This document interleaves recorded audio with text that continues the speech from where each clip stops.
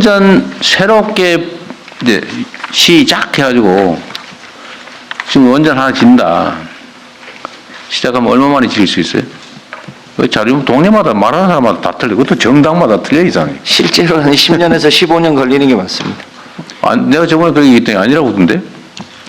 7년밖에 안 걸린다고 주장하던데? 실제로 착공해서 짓는 데는 아마 그런 것 같은데요. 그 전에 뭐 저기 김성환 장관도 민주당이라서 못 믿겠고. 아니 이게 당마다 틀리더라고.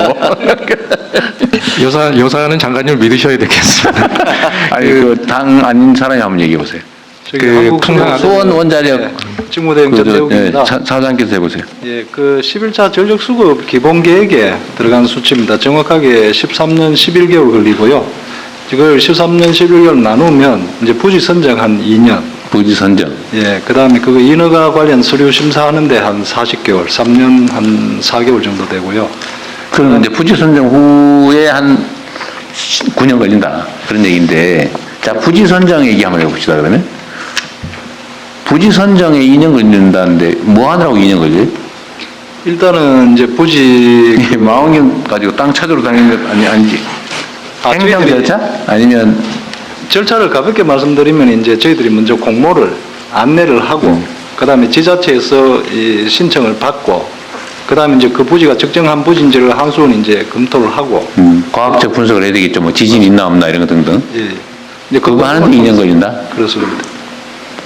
그것도 아주 순리대로 주민들이 그냥 우리가 공고한 대로 막 응해가지고 했을 때 얘기죠.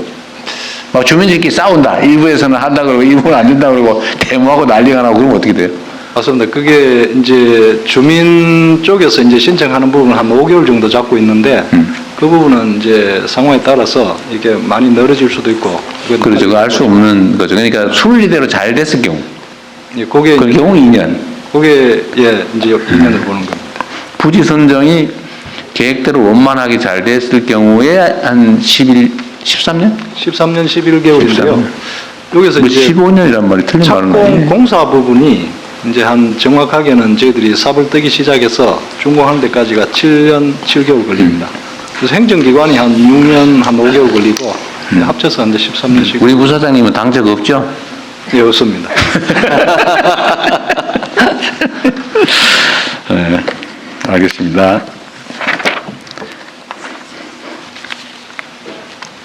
그리고 또 한 가지. 이게 SMR 관련된 건데요. 여기 110페이지에 자료도 있는데,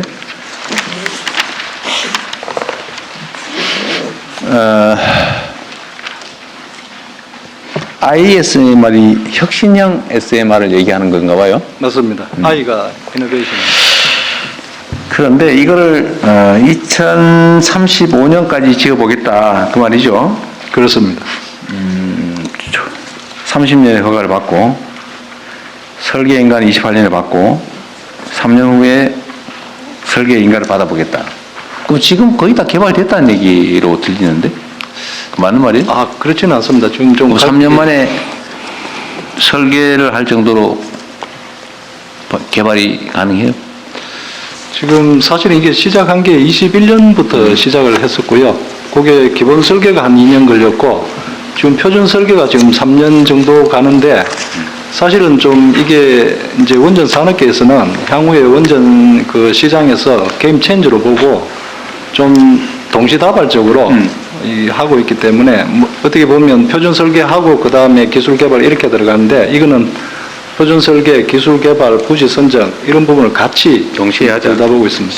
반드시 성공할 거니까? 예, 그렇게 하도록 저희들은 노력하고 있습니다.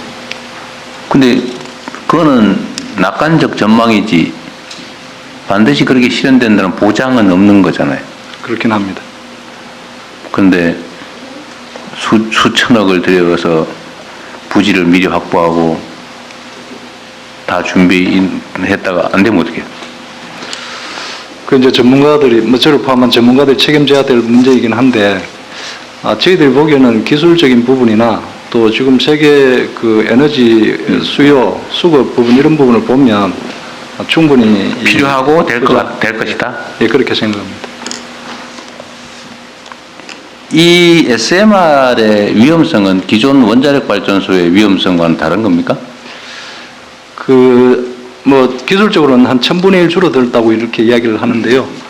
그게 이제 일체형이라고 해서 설비를 원자로부터 시작해서 터빈 이렇게 늘어져 있던 부분을 최대한 한쪽에 이렇게 다 몰아서 그 안에서 무슨 사고 나더라도 이렇게 완전히 폐쇄할 수 있는, 그러면서 이게 뭐 예를 들면 수조 같은 데를 아예 담궈서 사고 나면 수조 위에서 이제 발전을 하다가 사고 나면 그냥 수조 밑으로 바로 담그는 그런 좀 원전에 대해서 좀 안전에 대한 다양한 부분을 강구하면서 지금 하고 있다 이렇게. 기존의 통상 형식의 원자로, 예. 원자력 발전 시설, 예.